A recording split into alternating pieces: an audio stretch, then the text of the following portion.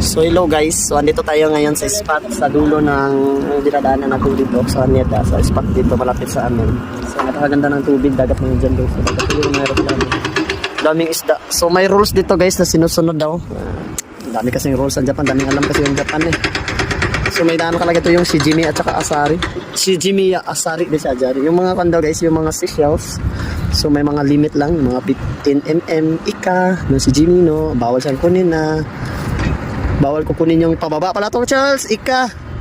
And then yung Shigen Hogoruru, yung Shijimi no Mochikairi wa Uhitori ni Kiro Madeni stay kudasai. So hanggang 2 kilos lang yung dadali natin.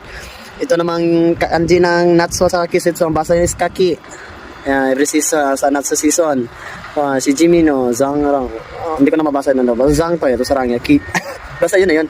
Ni Yataro Tami ni Zang din tayo. 8月のしじみ。